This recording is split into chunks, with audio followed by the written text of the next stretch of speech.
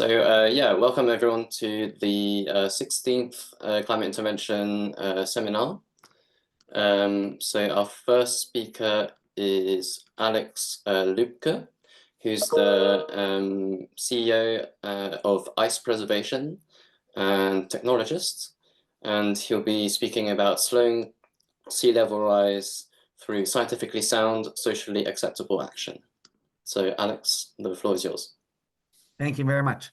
As just a quick background, I am a technologist by trade, an aerospace engineer, building satellites and rockets, autonomous vehicles and robots and the like, and then working in a lot of startup companies.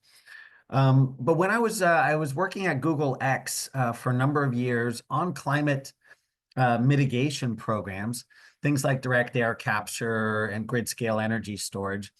And we kind of noticed one thing that was a little bit alarming was almost all of the efforts that we had planned and wanted to work on and bring technology to solve some of our decarbonization and recarbonization issues were just orders of magnitude off. We're really far behind in our ability as a society to actually mitigate kind of the effects and this sort of rapid increase in climate problems that are happening. And so I kind of started focusing on how do we buy more time?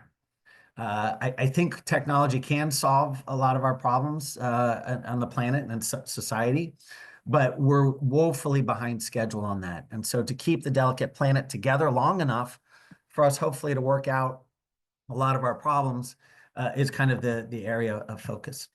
But we also want to do it smartly, right? And so this is really focused on how do we do this and prove to the world that a scientifically sound, socially acceptable method is a good way for us to approach these problems, right? You know, we don't want to be crazy about it or rash about it. There is a safe, logical, measured way in order for us to do work like this, and that's what we're focusing on.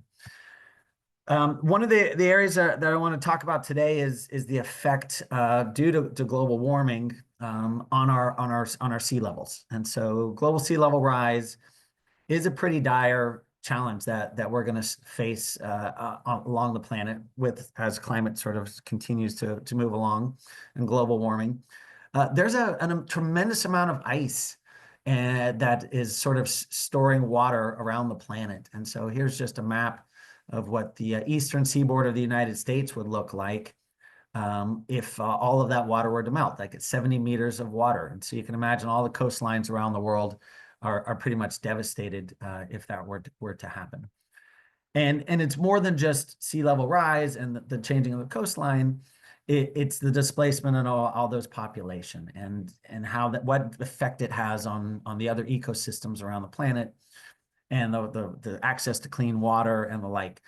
So, you know, we talk about sea level rise just from, you know, people who have, you know, houses on the coast, but it's actually much more drastic of an effect than that. So I'm going to talk about Antarctica because there's a massive store of ice in Antarctica. And we're seeing some problems with that ice that's stored there. Kind of historically, the West Antarctic ice sheet collapsed when the temperature were about 1 degree warmer than they are today. So you can imagine that we're getting into that point. Even historically, we have records that this is a thing that happens.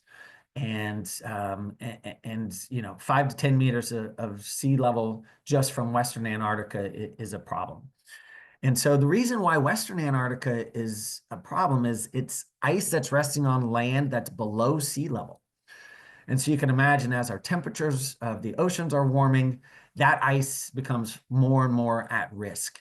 And in particular, you can see these deep valleys that go straight into the heart of Western Antarctica.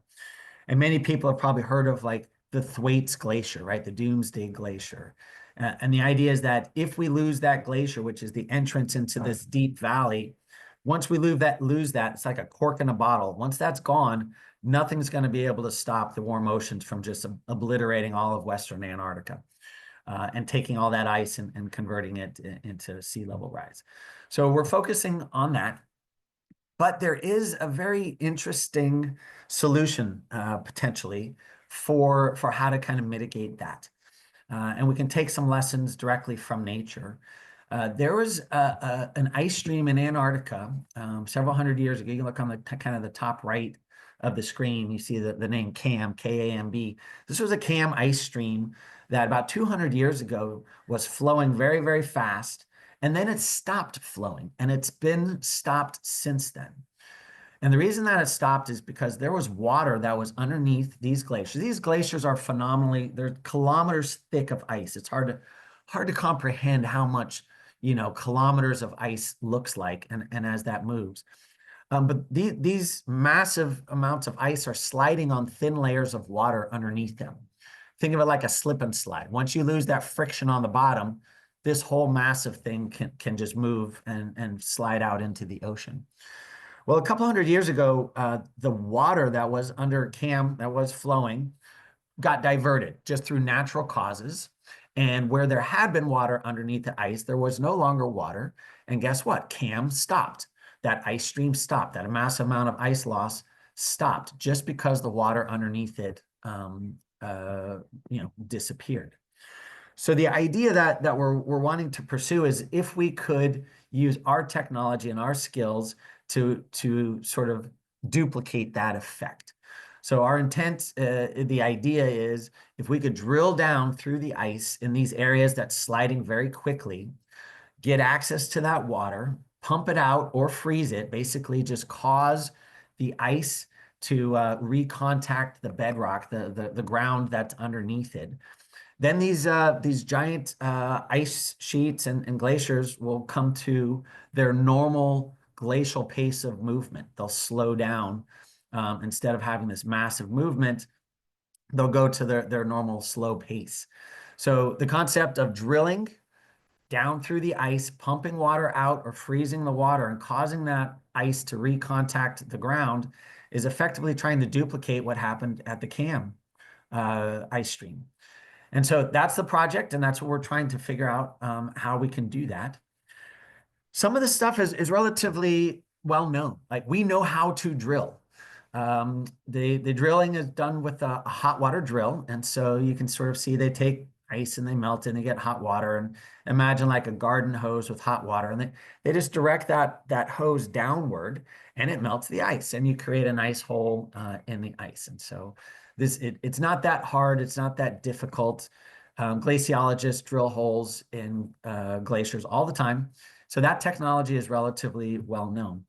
What's not well known is how to pump the water out. Glaciologists, they do collect water, but not at high rates. So some of the work that we need to do is develop the pumps. Luckily, there is great pumping technology that exists. We just have to apply it very specifically to the cold temperature, let's say in Antarctica, and to remove water at the rates that we're looking at doing. By the way, the amount of water is very small. It's literally centimeters of water at the base of these glaciers, kilometers of ice sliding on just a few centimeters of water. So part of the work that we want to do is to really to understand what is the dynamic. Like this is a theory. We saw it happen at CAM, but if we're actually going to implement something, we need to really understand how water responds. If we move it, does it move around? And basically to get all of the dynamics of what happens on a glacier and the basal, the interface, the subglacial water underneath, how it moves.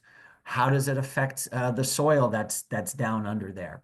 And there's just a lot that we know how to get data, right? This isn't no new sensors are needed for this. This is pretty common in hydrology.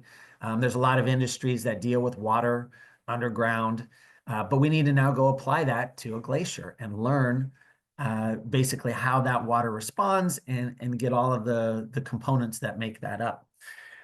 With that data, we then can more accurately define all the models. You can imagine we have these very nice nonlinear numerical models that simulate movement of ice and glaciers. But ice is a very tricky, very tricky science. It's harder than you would think it would be. And so for us to be able to gather real world data and actually understand what are those coefficients and what are those responses and what are those components are really critical for us to be able to predict at a large scale, like at a Thwaites or a Pine Island Glacier, like some of these big glaciers that are rapidly being lost in Antarctica, we need to be able to gather all of that data, build these models, and then do accurate predictions. Could we slow down one of these glaciers? How many holes do we need to drill? Can I drill 10 holes? And is that enough to have a CAM type effect? Or does it have to be 1,000 holes? Like, we don't know. And so in order for us to accurately predict and then maybe make a proposal, like, can you imagine that if we're successful, if we're able to do this, we could have that kind of blueprint or that cookbook and give that to the world and tell them, hey, this is what we need to do in order to achieve this. Now, a lot of the work that we want to do in the first part of the program isn't in Antarctica. Antarctica is very difficult to get to logistically. It's expensive and it's hard, and there's a lot of rules on what you can do there. So it's difficult for us to start our testing and our science there. So we're looking to the global north. There's a lot of areas that do have glaciers. Think Alaska, Greenland, Iceland. There's great areas. And a lot of these areas are on tribal lands. And so we're working very closely with a group of indigenous partners and those kind of local communities who are in these areas and getting them to really participate in the solution space, right? This is something that affects a lot of people around the world. Like, this is a global problem.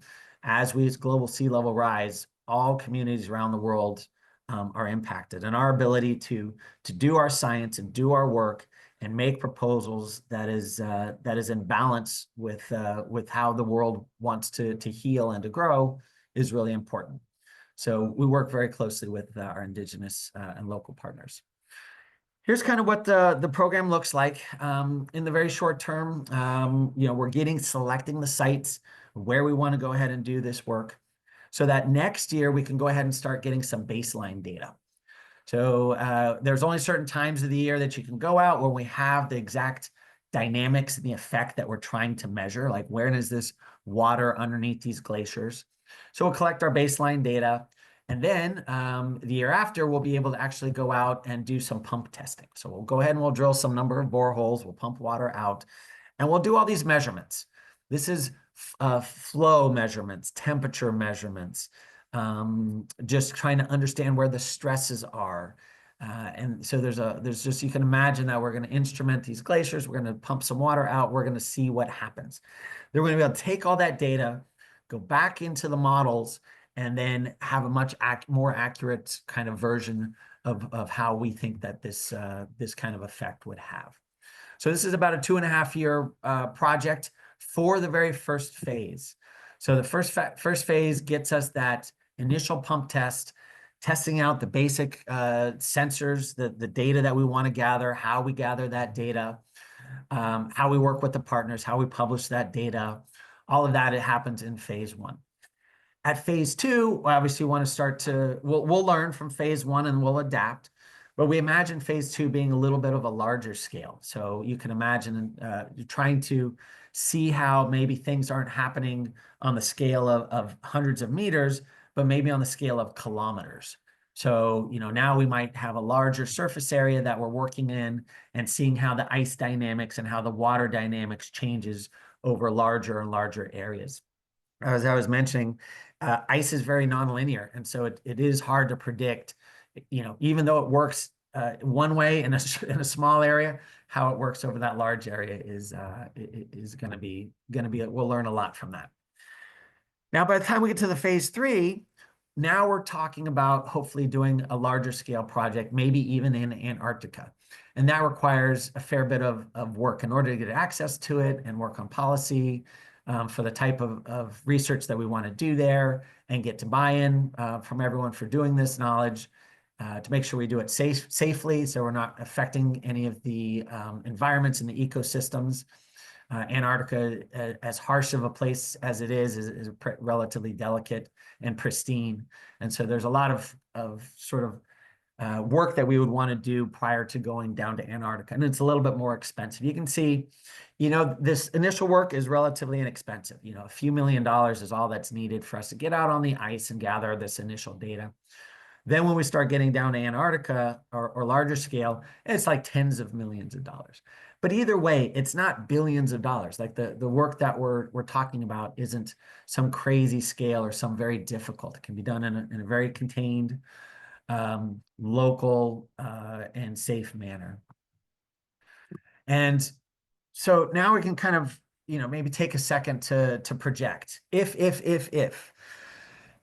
the initial data looks good, if we're able to gather this data, if the models show us that, we might be able to have an effect, if we're able to do maybe some larger scale projects in a difficult place like Antarctica and show that, yes, our predictions of how the engineering works and how the science works and how the system responds, then we would sort of say, well, how would we do this at scale?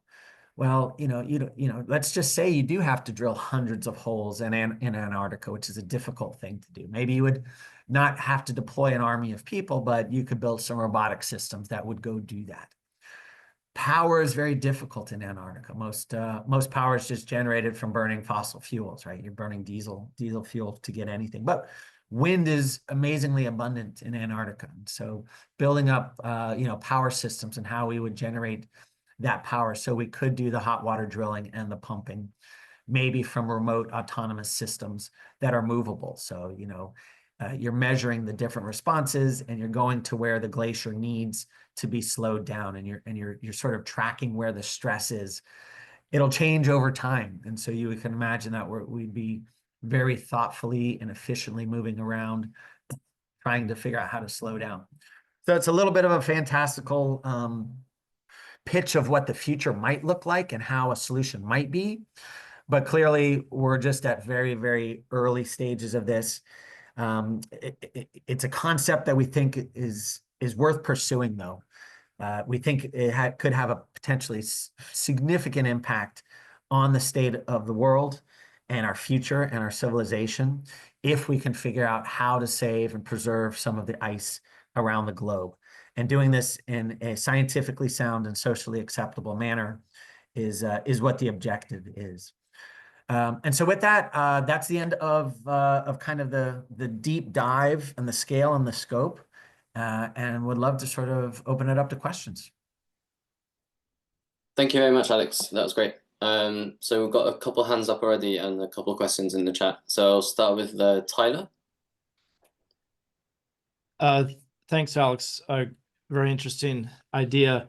I'm not a natural scientist, but could you just explain where is the source of the water down there below these glaciers? I understand, say a much smaller alpine glacier where there are mountain streams coming underneath the glacier, or say the Greenland ice sheets where there might be surface melting and cracks where it flows directly down to the ground. Why does that water exist down there? I mean, a naive question is, why isn't it frozen? And relatedly, this CAMB ice flow that stopped for natural causes, why, I think Lexi alluded to it in the chat, maybe the reason why, do we know why that stopped, and what lessons can we learn from that for these ice flows? Lovely. Great questions.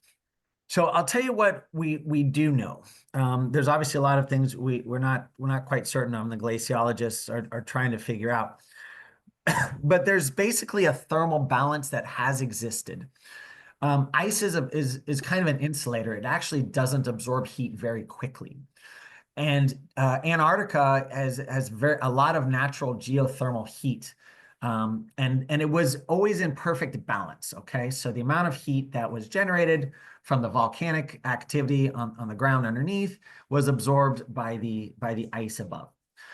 The second it started moving, okay, the very first movement that it did, the sliding friction causes an additional amount of heat locally at that surface and is no longer able to be in balance. And so the tipping point is once you start any movement, it almost doesn't stop because you can't get back to the balance of heat transfer between the ground and the ice. And roughly, there's about, think of like a terawatt of heat, and there's a terawatt of heat absorption. And now there's a terawatt of heat being generated from the sliding friction. And so the idea is that if you can stop it even for an instant, it'll go back to thermal equilibrium and be stable from that point. So that's the theory. Now, the open question is how did it start? Okay. So what was the thing that caused it to start moving to begin with? And things have been accelerating since like the 70s and 80s, if you kind of look at the rate of ice loss from some of these big glaciers. And there are theories about that it was kind of the warming of the oceans, right? Or the rise of the oceans that kind of maybe opened up a little bit of a lip, right, at where the glacier actually reaches the ocean, right? You can imagine maybe that's where the crack starts. And once it starts moving there, it kind of propagates backwards. So,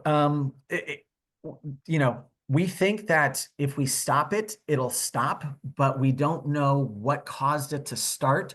And so imagine we do all this work and we stop it and it's great and it stops. And then 20 years later, it starts again. So we still need to find out how it started and be able to figure out how to mitigate that. And there are some ideas around that as well.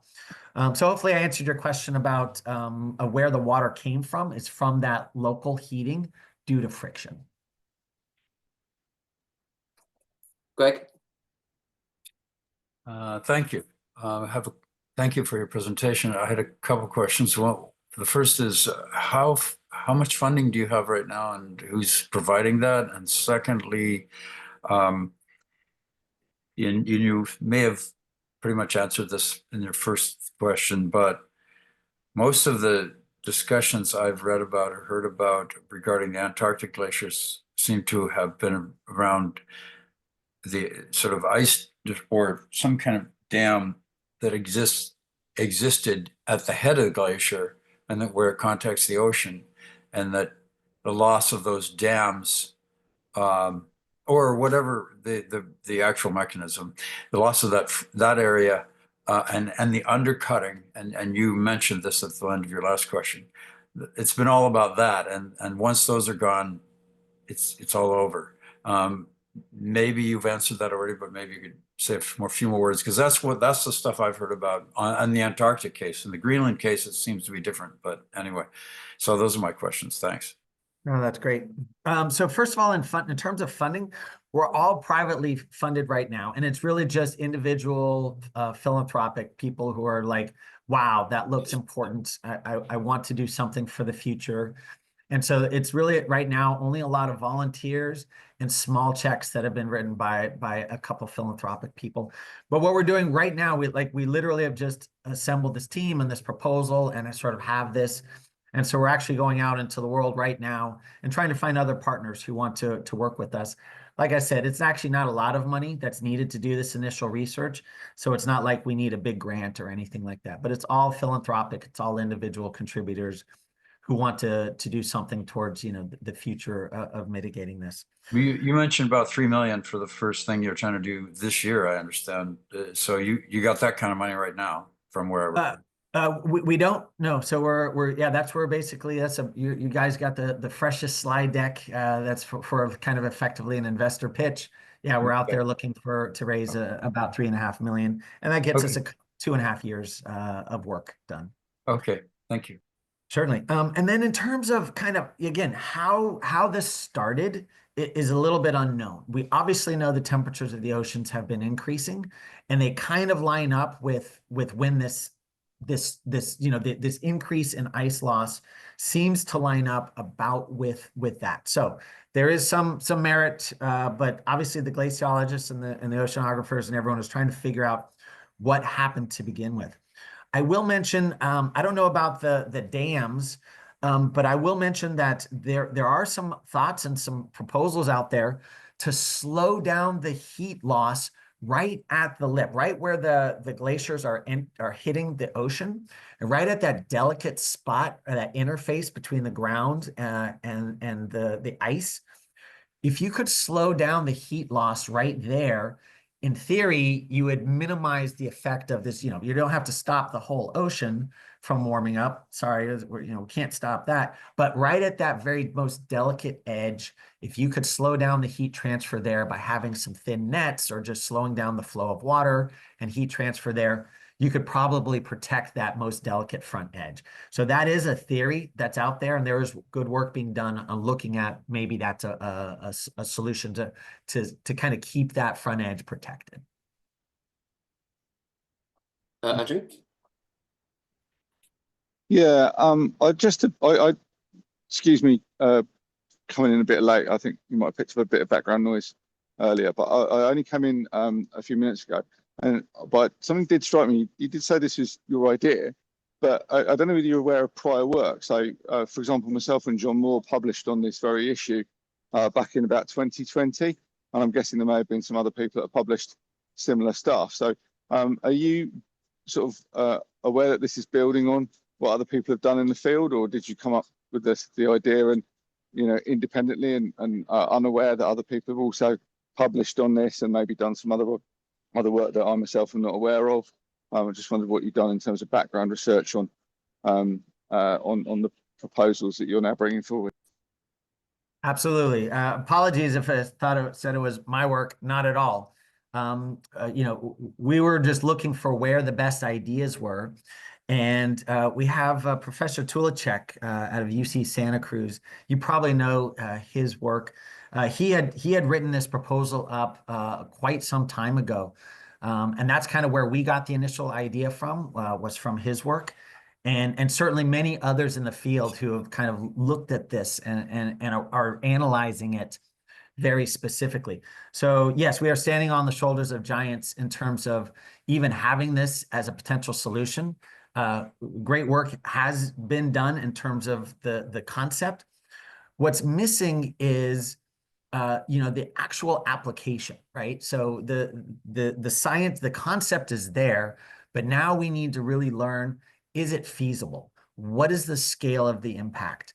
How would we manage it and build it into a solution? So it's not just analyzing the problem, but trying to predict what a solution would look like. And that's kind of, again, we're taking as much research and other people's great work out there, 100%, and taking that and then building on that and trying to find out where the solution space might be. And here's a picture of Professor Tulacek as well. Thanks. I'll take a couple of questions from the chat. Sorry, Mike, because they posted there before. So, Paige, would you like to speak? Yes, sure. So I had two questions coming up. First off, I was just curious about what are some of the questions and concerns you hear most frequently from communities local to the test areas, and then was also just wondering about kind of your plans for structuring the organization. Are you hoping to turn this into a for-profit company or operate in a nonprofit structure, and kind of how you're thinking about funding ongoing operations if everything looks like it's promising? Certainly. In terms of working with local communities, there has been a bit of a history of people coming in and, I think with good intention, right? People come in, scientists come in, and their intent is to learn and, and to publish, but they don't really take into effect the impact that it has on the local communities. These are sacred areas for some of them. And so we, as our approach with our partners, work very closely with them so that we can do this type of work in a very respectful way. We also don't want to cause any damage. There are delicate ecosystems in all of these areas. And so understanding what is that ecosystem, understanding how we're mitigating any potential risks in damaging any of the wildlife or anything else that might be there, certainly not making a mess and kind of trampling on sacred areas. So the main thing for local is to work with the local people. They know what's the right thing. And if you bring them in early and they partner with you, they can help you design your projects and your experiments to be done in a very respectful and supportive way. And then you have the communities buy in on that. And that's kind of the method that we want to do. We are not a for-profit company. We're structured as a 501c3. The intent is really just to do the work and then make the proposal that hopefully the world, like someone else is going to have to fund this. If we wanted to do this, let's just say hypothetically, we do all this work and it looks really good. We'll make a proposal and then someone else is going to have to go and implement it. You know, we're not going to fundraise to go actually do work like this.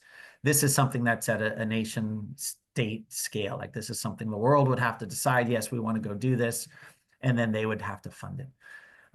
So hopefully I got those two questions answered. Thank you.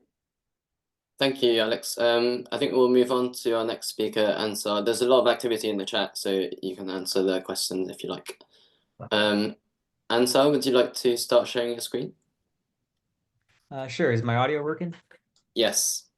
Great. So I'll just introduce you. So Ansar Lemon is a PhD student at at Harvard University, and he'll be speaking about the visual impacts of stratospheric aerosol injection. So Ansar, the floor is yours. Thank you. 1 second, I'm trying to get the slide up. This. Yeah. Okay, how's this? Okay, good. Perfect. Yeah. Sorry about that. All right, so today I'm presenting on the effects of stratospheric aerosol injection on the appearance of the sky. So we're all aware of the various solar geoengineering techniques. Of course, we were just talking about a geoengineering technique from Alex with glaciers. But then within solar geoengineering, there are, of course, a variety of proposed methods. Today, I'm just focusing on SAI, number 3 here, increase the amount of stratospheric aerosol. And of course, this has been proposed inspired by volcanic eruptions to cool the Earth because they've measured a cooling effect from certain volcanic eruptions with added sulfate in stratosphere. So the idea is, what if you try to replicate this on a global scale? And so this idea of like, hey, how would this SAI affect the visuals of the sky? This concept has been discussed before. So there was a book by Elizabeth Colbert named Under a Bright Sky. It was talking about various geoengineering methods, and apparently the idea of this effect of SAI on the appearance of the sky caught her attention, so she named her book after it. Alan Robach has an article about 20 reasons why geoengineering may be a bad idea. And number 7, he lists whitening of the sky as one of those possible reasons. But as he notes also that it could also lead to nice sunsets.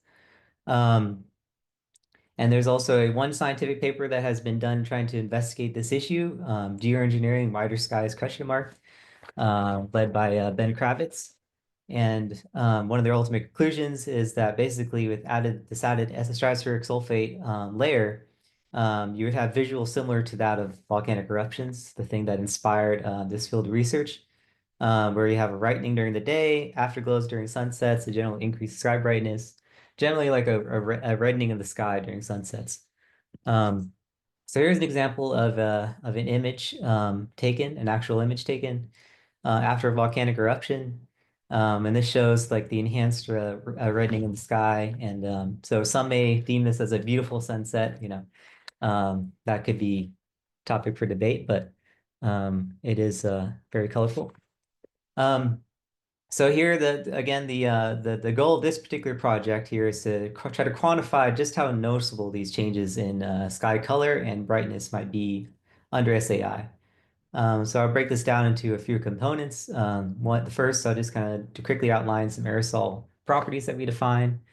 And then next, I'll talk about like the radiative forcing calculations that we use to try to evaluate how much aerosol we would use for different kinds of geoengineering scenarios. And number 3, I'll talk about some methods we used for the background tropospheric aerosol, because the amount of tropospheric aerosol or pollution, which those aren't quite interchangeable terms, because pollution would be like anthropogenic, but then there is also tropospheric aerosol from various other things, say like dust if you're in a desert landscape. But the amount of tropospheric aerosol that you experience on the ground also influences how much you could see of the stratospheric aerosol layer and how much you actually see from those visuals. Number 4, we talk about image simulation. So the methods we use to actually simulate images to replicate how the sky might look under these different solar geo scenarios. And number 5, we talk about our methods for image analysis, in which we try to quantify just how noticeable these would be based on prior perceptual analysis studies. So first, starting off with the aerosol properties. So of course, we are in the Mies scattering regime, and we were talking about 3 different aerosol types that we considered. We were looking at sulfate, which is the most commonly studied SAI aerosol. Then we were looking also considering calcite and even diamond. And so the sulfate aerosol, again, that's the most commonly studied, and usually it's like it's described as being a log normal distribution. And we define this. We basically we describe this this distribution based off a sectional aerosol model, which is trying to evaluate like if you injected some sulfate aerosol, like how would this evolve? And it basically came with a log normal distribution. And then for calcite and diamond, since those would be geoengineered, engineered solid particles, we define these to have normal distributions. And then we also define these with effective radii to basically approximate what would be the optimal radiative forcing versus fixed mass. And then we also consider for reference a Pinatubo aerosol based on some measurements that were taken to give an idea of like how these might compare to a prior volcanic eruption. And so for radiative forcing, here we are talking about the amount of the calculations we used to define how much aerosol that we're actually using.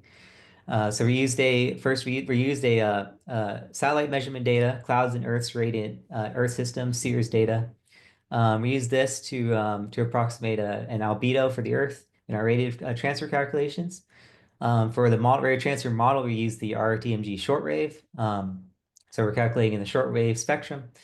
And we calculated with the series data recalibrated so that the surface albedo could represent the total all sky albedo of the series data set. So we have included an albedo effect in our calculations.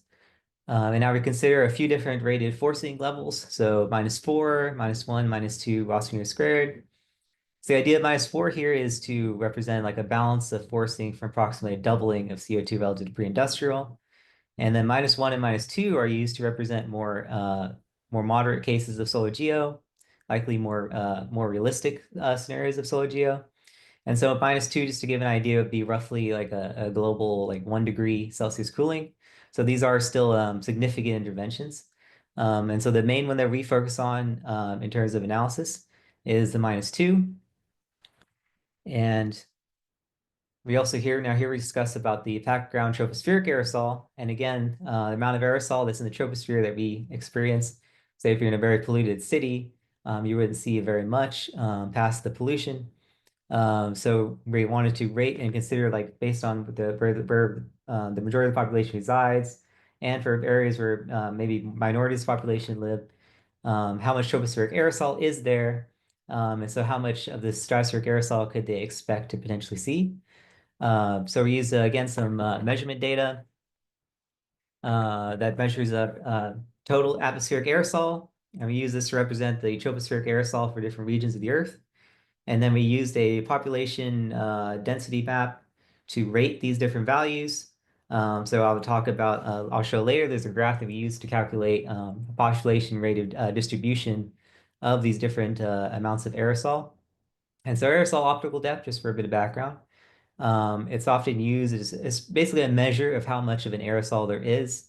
It's a combination of the absorption and scattering, so basically attenuation of an instant flux. And so you can use this as a term to describe, like say the amount of tropospheric aerosol and the amount of stratospheric aerosol, and as a way to kind of compare the two. And so now to the next slide. So now here I discuss the amount of like what we actually use to simulate the images. So we collaborated with a gentleman named Steve Albers, who has done a lot of work to generate a weather imagery package. And simulated weather imagery, 3D visible light radio transfer package is the title. And it performs calculations at 3 visible wavelength bands, 615, 546, and 450 nanometers. So here we're looking at red, green, and blue. And there are a variety of inputs that you can specify to this image simulation software. So you can give scattering properties corresponding to stratospheric aerosol. You can specify how much of the aerosol there is, which you can specify via the AOD parameter I was discussing in the previous slide. We also use a background AOD because there is sulfate aerosol already existing in the stratosphere. So we're adding more aerosol on top of this, but it's a very small amount. And then in the troposphere, we define a background AOD that's composed of organic carbon and dust, which is representative of many locations on the Earth. And we define a 10th, 50th, and 90th percentile population rate AODs composed of these aerosols.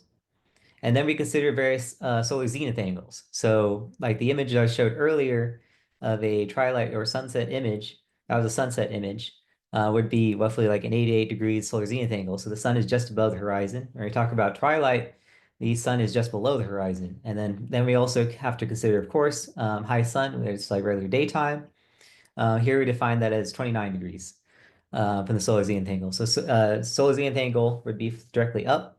And then you could think towards the horizon, so 30 degrees away from the zenith. And so we generate images under these different SAI scenarios. And then I also will discuss the chromaticity data, which is basically color data that we use corresponding to these images to perform some perceptual analysis. So here's the image analysis, a quick overview. So first we do both color and brightness, and this is the color. So there are some previously defined color spaces. There's this name, Commission Internationale de Éclairage. I do not expect I pronounced that correctly, but they have defined a bunch of color analysis, which has also been used as industry standards, say for defining the different colors and brightness levels of light bulbs. So there has to be some kind of international standard when they sell this equipment, and so they have defined a bunch of methodology for defining these. So there are 2 different color spaces that we consider in this study. There's the C1931 color space, and we actually convert this to the U prime B prime 1976 color space, and that is because the 1976 color space is more uniform than the 1931. But it is worth noting that neither of these color spaces are entirely uniform.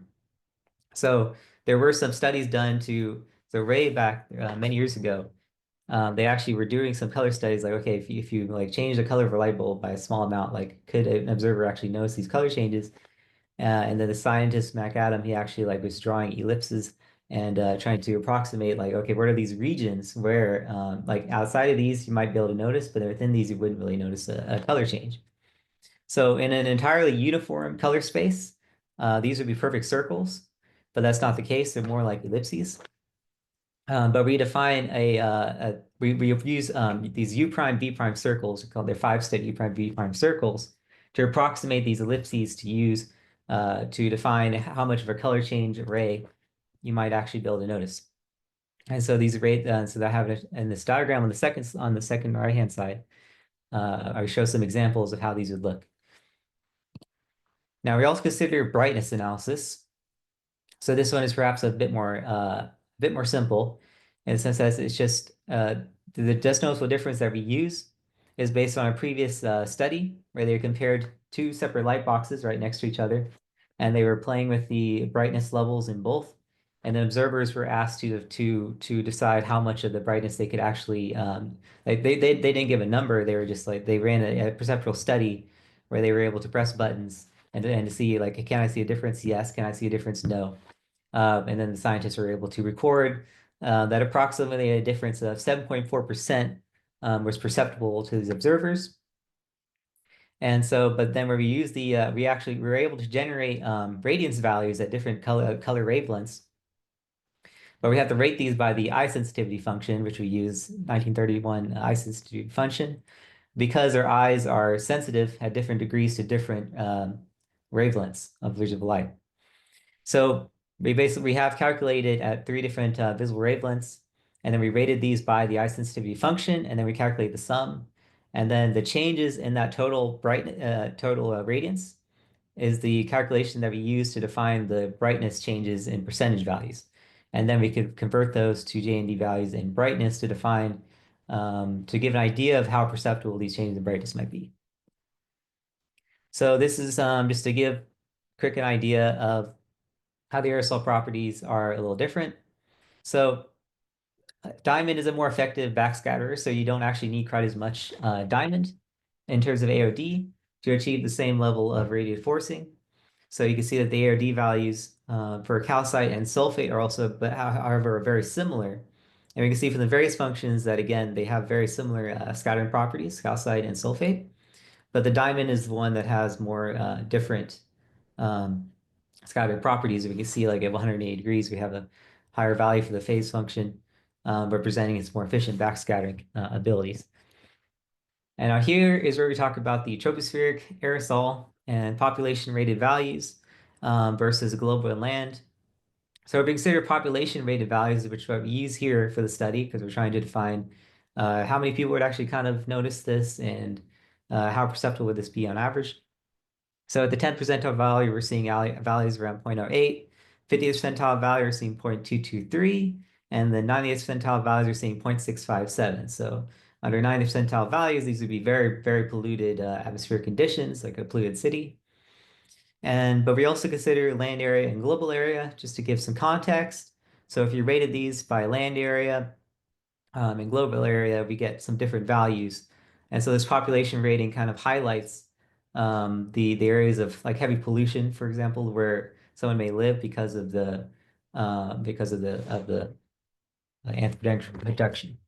So, and another concept to I think just to be aware of is that when you're in a highly polluted atmosphere, tropospheric conditions, the variability is also much greater. And so when you have more variable conditions in the troposphere, you could potentially see more. There might be a wider variety of changes that you may see due to the added stratospheric aerosol layer. It looks like I have a question from Mr. Alan Robach. No, go ahead. I'll ask you at the end. Okay, no problem. Thank you. Okay, so here are some image simulations that we actually ran.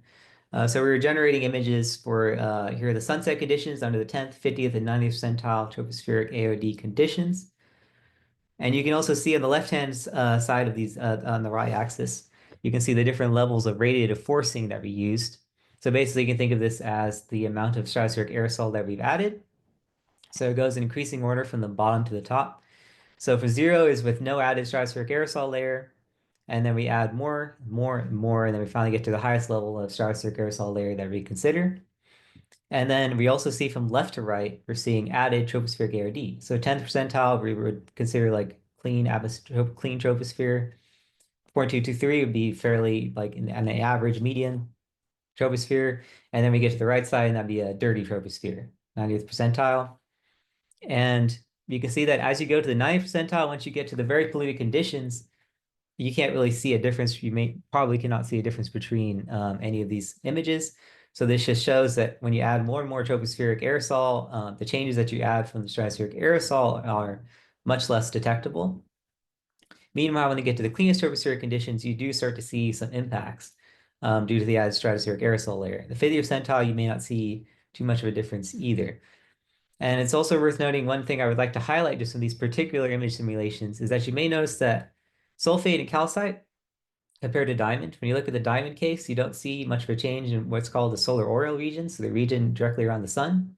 So say in your polluted conditions, like we're seeing in the 0.657 case, the solar aureole is bigger, and it kind of looks like the sun is larger. And you see this kind of impact from the sulfate and the calcite aerosols, and you don't see as much of that from the diamond aerosol. And that's a combination of both the scattering properties and also that it don't need as much in terms of AOD to achieve the same level of radiative forcing. And then we can see here are twilight simulations where we analyze the effects of the sun just below the horizon. And again, this is laid out the same way as the previous slide, where we have increasing levels of radiative forcing from bottom to top, and you have increasing levels of tropospheric aerosol from left to right. And so again, once you get to polluted conditions, again, you don't see much of a change. But then again, when you go to clearing conditions, you start to see more of an impact. And this impact, I would say, is definitely more noticeable than the whitening of the sky changes. And you can clearly see a difference, especially when you go to the -4 Rossmeter² case, where it is very red. And again, but for diamond, you don't see quite as much, but sulfate and calcite, the results are fairly similar between the two. When you consider the 50th percentile aerosol level, you still do see some reddening, but again, it's not as much as in the cleaner air atmosphere. And you can actually view more simulation images that are generated. We have a web interface that you can actually use and kind of play around with different values. You can select the different aerosol types, and you can select AOD levels, and you can solar zenith angles, and you can kind of play with the different images. And there's even a functionality you can compare different images and see how they look. In the paper and here in these slides, we focus on these polar images, which are basically like these normal cylindrical images that they're kind of more realistic that you would expect to see. And they're wraparound images to represent a more concise form. But it's easy to view these kinds of images on the web interface, so you can kind of play with those if you'd like. So now we'll talk about color analysis. So within those chromaticity color diagrams I was discussing earlier, we can consider, okay, if we add aerosol in different tropospheres, how perceptible would this be? So the different shapes here represent the different tropospheric aerosol layers that are present in the starting conditions. So the circles would be the cleaner tropospheres, triangles would be the mid tropospheres, and then squares would be the dirtiest tropospheres. And then adding a -2 Rossmeter² aerosol layer to this, we can define how much of a change this would be. So the arrows represent these changes in this chromaticity space. So it's representing if you started from, say, the circle, then you added the aerosol layer, and then you see the change in the color. So it ends up at a different point in the chromaticity diagram. One of the highlights here is that when you increase the starting point of the tropospheric aerosol layer, the amount of change that you see decreases. So very similar to the image simulations that we saw, we have a nice kind of quantitative representation of what we're seeing there, where in the more polluted conditions, you're much less likely to see a change. Again, we see that even in the tri-light case. For the squares, you can't really see the arrows, they're very tiny. That's because, again, it's very hard to see these changes in those tropospheric conditions. So you don't really move in the chromaticity space very much. And then we also show these correlated color temperatures to represent the different colors. So here we get blue stars here represent like a right point in the color space. Red stars represent a red point in the color space. So you can see in the tri-light case, we move from right to we move towards the red space. And then here we move towards the right space. So we see a whitening impact during high sun, and we see a reddening impact during the tri-light simulations. And sorry, the blue stars is blue. I'm not sure if I said that. So chromaticity change. So now we can just define these values in terms of just noticeable difference. So here, a just noticeable difference is to define how much is actually perceptible. So 1 J and D, the idea is that 1 J and D would be just perceptible. It's like a human eye could just perceive that. So if we define this in terms of just noticeable difference in color, we can see that for a -2 Rossmeter² case, in the solid line, that represents in the cleaner troposphere. So again, we see a greater change in color in the cleaner troposphere. Where we consider the dashed lines, that's the 50th percentile. In that case, we see less of a change in terms of J and D. And here, the J and D values, the peak J and D values for the -2 Rossmeter² case in the 50th percentile. The peak value is just above 1 J and D in the case of sulfate. So we expect this would be very, very difficult to see for the general population. Maybe if you live in the very cleanest tropospheric conditions, you might be able to see some of these whitening of the sky impacts. Interestingly, if you consider diamond, it is a little more. But also to give some context, when you're talking about like 4 J and D color, if you were to consider the color of the sky, kind of the natural hue of the sky, there is a blue part of the sky, and then it kind of transitions into a white when you go closer to the horizon. So a 4 J and D change in color would be roughly like a quarter of that change. So you can think of like a quarter of the distance from a blue to a white. So largely, this may be perceived as kind of a lighter blue, more so than a whitening impact for most of the sky.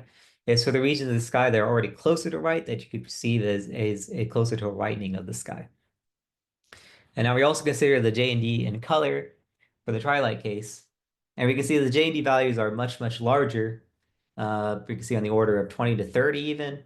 And again, you do see a reduction of this noticeability based on stratospheric aerosol. However, we can see as these magnitudes are much larger in general than the whitening impact. So it seems pretty clear that the main impacts on the sky visuals will be during twilight and sunsets, basically the reddening of the sky during these times. So if you are to notice a change, most likely it will be during the twilights and sunsets. And here we look at the brightness changes. So here you can see these large peaks near the sun, where the sun would be during 30 degrees, and this is high sun. And this represents the solar aureole change. So this increased brightness during the solar aureole. And again, for the diamond case, we see that this doesn't really exist. It's very, very small. And we see also from comparison, the Pinatubo case is actually even larger than our sulfate and calcite cases. So the main impact on the brightness that we would expect to see is this increase in the solar aureole brightness, which also seems like the more noticeable impact in terms of color during the day versus color. So again, during the daytime, so the most noticeable impact would be this actual aureole brightening. But the extent to which you may notice that I think is very dependent on a lot of other factors, such as, if you're in an urban city, buildings can block the sun, maybe or if you're like a random column or a tree, if you're going on a hike. In those cases, you might be able to notice sun because, of course, you don't want to look at the sun and get blinded. So if the main part of the sun is blocked, you might see the kind of larger outer rim of the sun, and you might notice it just looks larger than normal. Very similar again to like tropospheric pollution. So that is a possible impact. But even in the brightest changes here for twilight, we see again that the changes are greater than the daytime changes. So if you'd like to learn more about this, this paper was recently published in Environmental Research Letters. And it has this title under Not So Bright Sky, Visual Impacts of Stratospheric Aerosol Injection. And there we also have supplementary information with a lot more additional images to view. And with that, I will say thank you. Thank you, Ansar. That was great. Alan, do you have a question? Hi, thanks. I have three questions. First of all, I didn't see any blue sky in any of your images. When I look out the window, the sky looks blue. So how can we trust that that's what the sky would look like if there's no blue sky? So the blueness of the sky in simulation images, they also depend on the brightness calibrations, like say of your monitor. And also it's interesting, like if you look directly up, the sky is a darker blue than when you go closer to the horizon. So Right. vertically up, so like here it can look very dark. And then when you get closer to the horizon, it can look more blue. I think also the images here can be a little bit deceptive in the sense that the amount of the blueness that we're seeing is a smaller portion of this space versus again, when you look directly up. So I think the main impact though here. The round ones also had no blue sky. They just had like white and gray. Yeah, so again, there's this very dark blue portion, which again is not really the area that we're looking at. It'd be kind of closer, say, to the horizon where you get more of a blue. But the main aspect here is that we're looking at the relative color change, so not the actual color itself. And again, that's very subjective. So because we're looking at the relative color changes, that's where we can consider like, okay, so even if maybe the starting blue is not maybe the best, maybe it's not the best blue, or maybe not everyone agree on what is the best blue. Because we consider the relative changes in the color, we can define a metric for how perceptible that these changes might be relative to added aerosol. I'm looking at Hongwei Sun's emoji on his black box here in Zoom. That's the blue sky, and when I look out the window, I also see a blue sky, but I don't see any blue sky on yours. So I just don't understand how to understand this. My second question is, I think weighting by population really is misleading because I've several times recently gone, where I live in the suburbs of New Jersey, I can't see much of the stars at night because of the light pollution, not because of the air pollution. But if you go out where the sky's dark and there's no air pollution, you can see the Milky Way, you can see stars, and what you're proposing would probably make it much harder to see those things.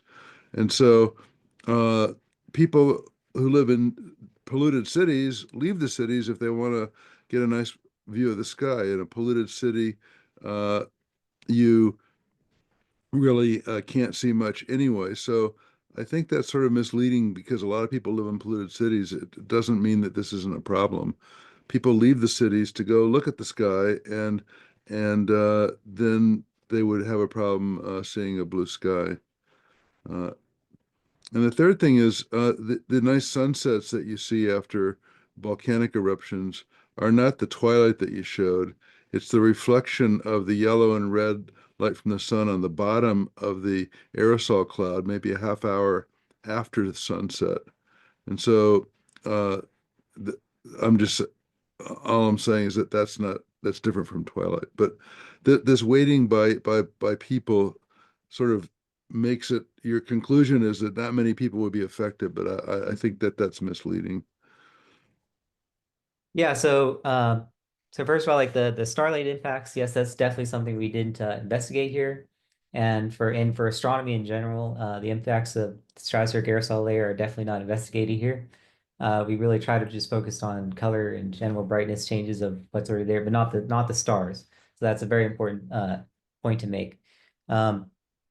And then in terms of the population rating, definitely yes. So you have to consider that. And I think also it's kind of useful to maybe consider also like the land area, general population, general land area rating as well. But you definitely have to consider that, uh, it's not trying to discount that smaller minorities of the population may live in these very clean areas. You definitely have to consider that. But it's just kind of interesting to consider maybe roughly how many people might be able to see this. But also it's important to note that a lot of these changes also can change even in say like the polluted area. If you live in a polluted area, kind of like its earlier slide, I was talking about how there the tropospheric pollution, the variability is much greater. So say even in a polluted area, there is a possibility that you might notice some changes during that variability. So like when the troposphere is maybe on average very high, but during certain times the arity may be much less. And so for that time, maybe what could happen is say where this atmospheric aerosol layer is that the areas basically could reduce the variability in a sense of the sky visual. So for the polluted area, the areas that are normal, but then during the times of the year, maybe when it's a little cleaner and the sky may look different, those might look more like the other cases where it's more polluted. So I think it's definitely important to consider all these aspects. I don't know if you looked at it, but the scenarios for future climate that climate models use, like RCP 8.5, have a decreasing tropospheric pollution.